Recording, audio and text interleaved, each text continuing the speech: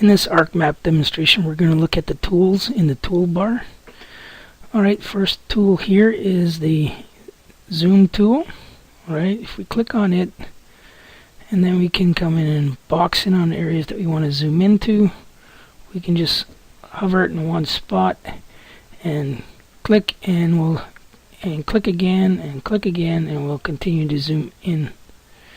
We can use the zoom out tool. Again, we can click on one spot, click again, and we continue to zoom out. You can use the boxing feature when you're zooming out. I find it confusing and don't like using it. There's the pan tool, which is kind of like crawling along the ground. You just click on a spot, hold down with the left mouse key, and then drag your using the mouse, drag the map in the direction you want to go. Again, click and hold down with the left mouse key and drag it in the direction you want to move it. So that's panning. If I click this, it will zoom to the full extent of the database. You can see we have 3 townships here. Next is a fixed zoom in. So if I click that, we zoom in by a certain amount. Click it again, we zoom in further, and we have a fixed zoom out. We click it and we zoom out a bit. Click it again, we zoom out. We have this one, which will take you back to the previous extent. Alright, and if you've done some zooming, you can keep on moving back in time in regards to your previous extents. You can also move forward in the previous extents as well. Then we have a tool here that is select features tool. If I hit this drop down menu there, we can select by rectangle, we can select by polygon, we select by lasso, select by circle, and select by line. So it's usually set by default to rectangle, so we'll leave that on here. So I can come click that tool, click the tool, not the toolbar, and you see my cursor has changed, and I can click on a feature here and it should select it. I'll just hit pause here for a minute. Okay, so the problem is that the layer I'm clicking on isn't selectable. So if I actually go to this icon here in the table of contents, it shows me what layers are selectable. Currently only block is, so I'm going to make all the others selectable. Well, we'll just make the union polygon ones selectable. Oh, make them. I said I'll make the plot as well. Alright, so now we'll go back to normal table of contents, and now if I click on something, it'll select that feature.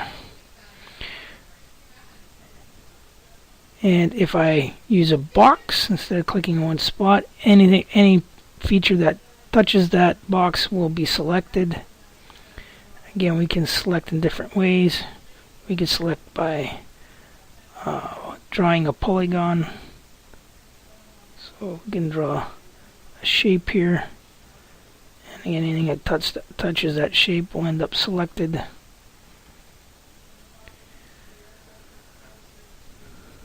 We can select by a circle, line, so those are similar to polygon and rectangle. You just draw a circle or a line. But we'll look at lasso. And so here you kind of just draw a circular or a lasso, and anything that touches it is selected. If you don't want things to be selected anymore, you can just clear your selection. Later on, it become more. You'll see the purpose of selecting features.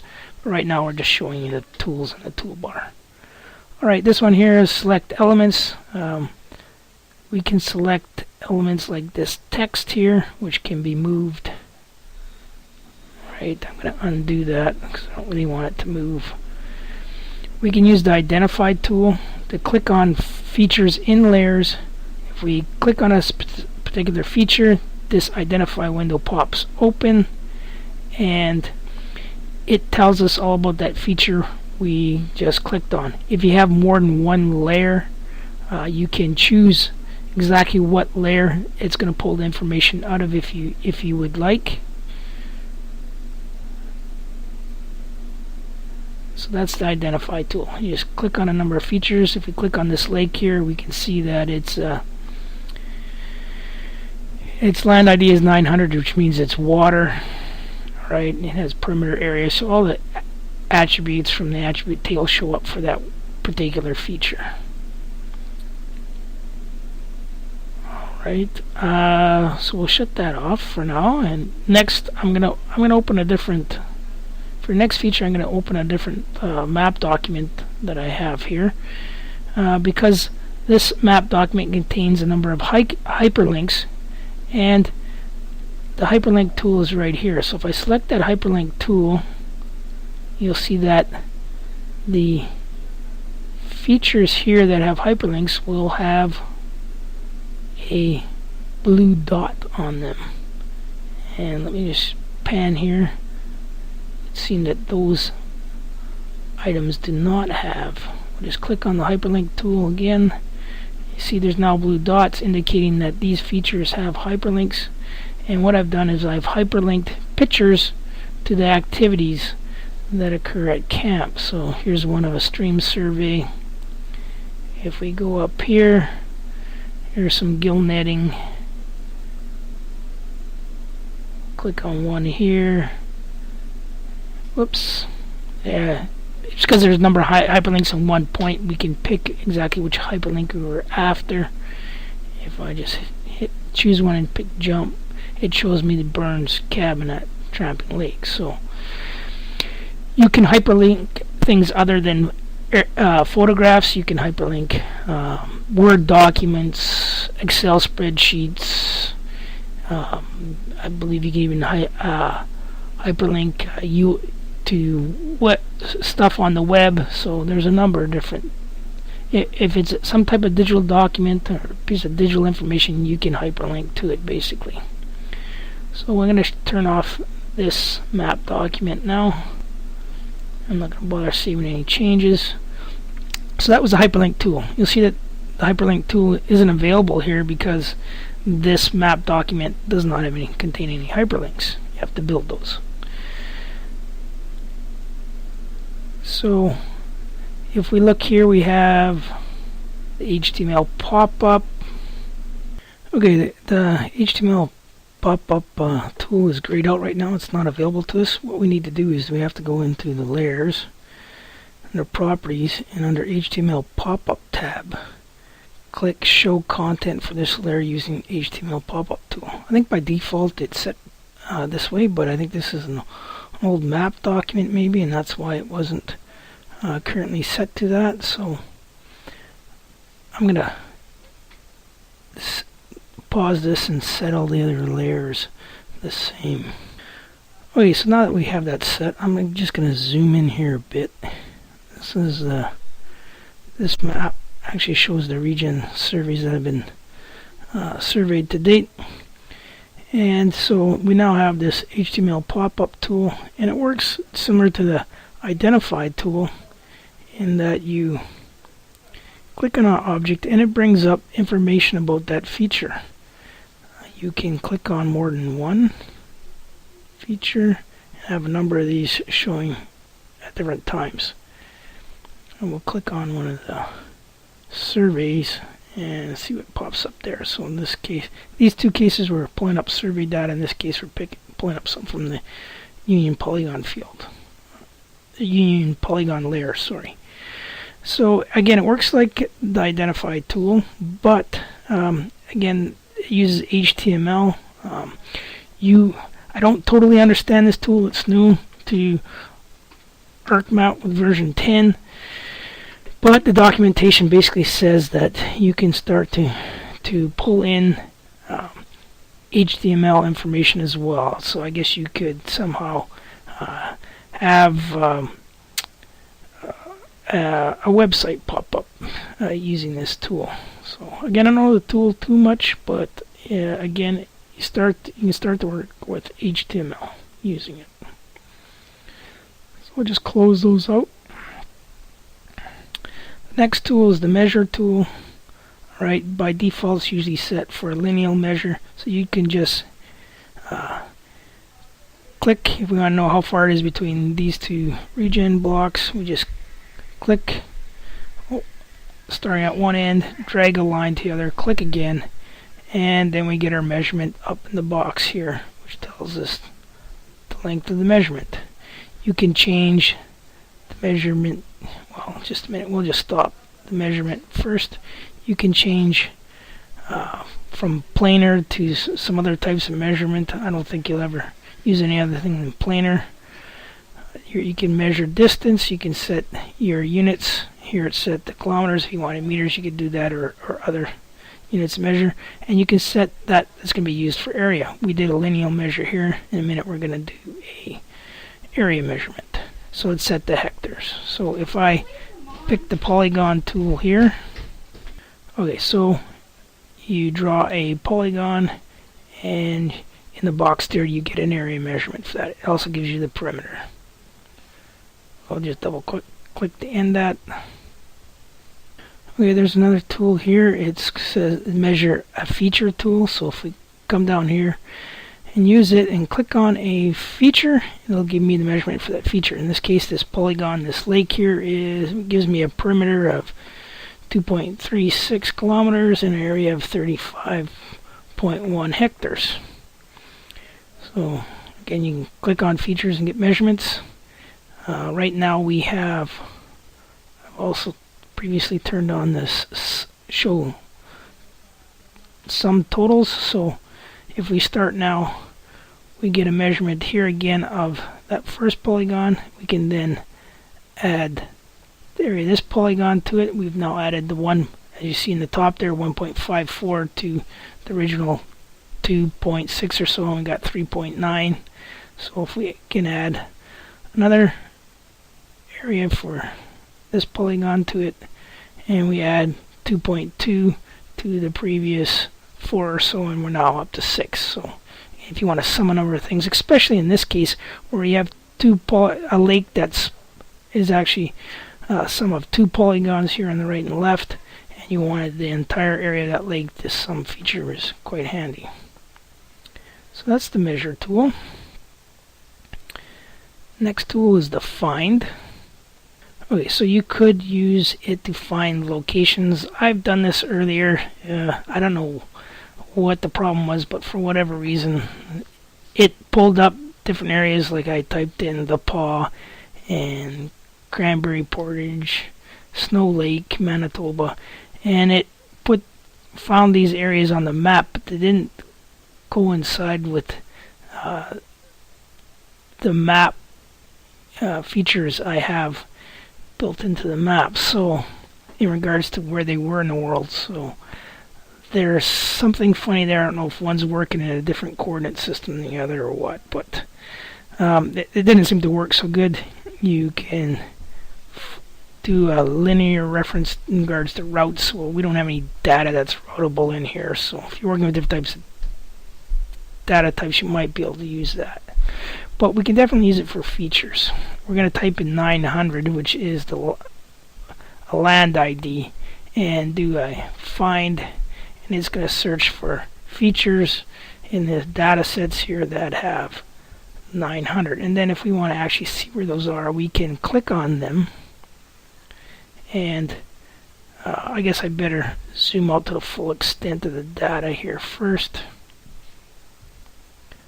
Now that I've done that, I'll click on that feature, and you'll see it kind of draw crosshairs, and it flashed up in here where the feature was. Click another feature, and it finds it for me. It just flashes it right. It's up here. Alright, so there's some ways to find features if you want to find a particular feature. Alright, so we'll close that tool. Next here is find a route tool. Again, we don't really have routable data here, but again, I did use this tool earlier where I added stops, the Paw, and I think it was Flin Flon.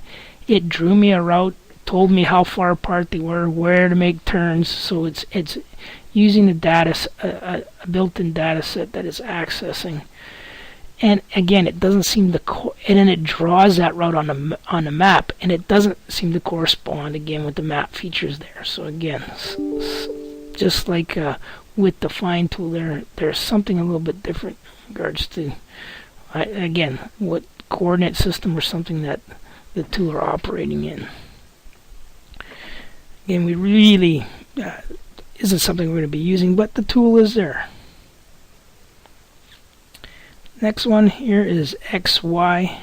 So we can go to XY and we can type in a Y coordinate and a X coordinate, the X coordinate being the horizontal or the easting, the Y being the northing or the vertical. So we'll type in some coordinates here.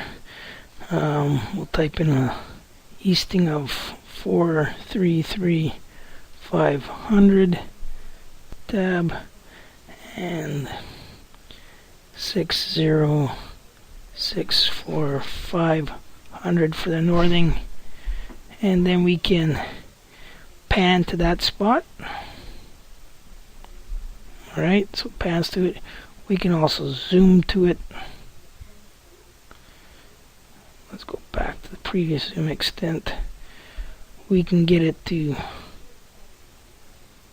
flash that point. We can get it to add an actual point there. We can get it to add a point with X and Y labeled. We can ask it to add a callout there. We can use recent here. It'll give us the numbers that we recently, or points we recently went to. You can also hit the drop down menu here and change to some other types of measurement units instead of meters. Meter seems to work good for me for regards to UTM, but if I choose UTM here, it gives me this, and I'm not even sure exactly how you would type it in, if you have to type the zone in and then the northing and the easting, but if you want, you can play with that yourself. I'll just stick with using the meters, which works fine. Okay, so I'm going to close that now. Next tool here we have here is a timeline, and before I do that, I'm just going to zoom into the data a bit.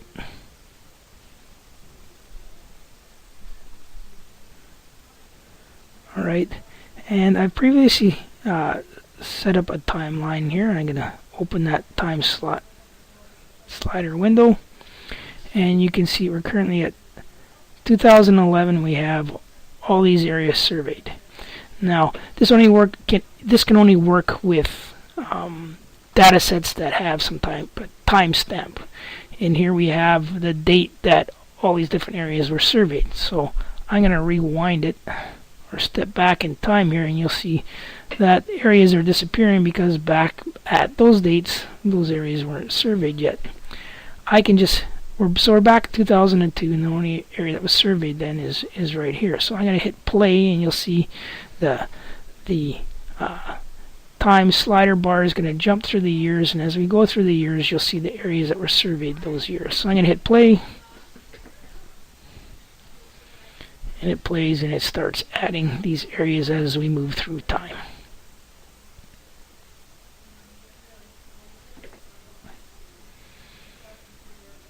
Alright, so that's a tool. You got to do a little bit of work to set that up, but I'm just going to show you today how that tool works. The other thing is a create view window. You can click on that. You can come in here and box an area, and it's going to create a view of that area you boxed. And it's just another window you can have open. So now when I change where I've zoomed in here, this view stays the same. I can have more than one view set at a time. So let's create another one, and I don't know, we'll just pick this area here. You can, once you have these views, you can choose to zoom in or zoom out on these things by using the tools that are built into the viewer. So you can have a number of these going. You can also change the type of window they are. So we're going to change from viewer to magnifier. And now what happens when I take that map and hover over an area, it's going to magnify it. So wherever the crosshairs are, it magnifies it for me, that area. So again, you can have it set as a magnifier, or you can have it as just a view. Another way to turn these on is to go to these windows, but so you have a magnifier and a viewer, but you also have this thing called overview. And I'm going to click overview, and then in that overview window, okay, to show how this overview window looks, or how it functions, we're going to have to go in and change the properties of it. So I'm going to right mouse click on it and go to properties. And then instead of this individual township, which it's set to, I'm going to choose the block dataset, which covers a lot more of the map, and hit OK. So now you can see the block dataset, which shows all the areas that have been regen surveyed, the regen blocks. I just pull this over to the side a little, and this square right here indicates where on there we're actually looking at on this map. So if I kind of change where it is, what area is being shown in the map display, you can see that square is now moved in that overview. We can resize this overview as well if we want. And we could, if we zoom in, the square is going to change. So let's just zoom into this one individual regen block here. And we can now see that the area we're looking at is here in relation to all the other regen areas. So that's how you can use that overview tool. Again, you can't access it from the viewer window tool here. You have to come up in here to Windows and choose overview. Again, the magnifier and the viewer, which you can access from the toolbar, can also be accessed up here. So that's it for the toolbar. We've covered everything.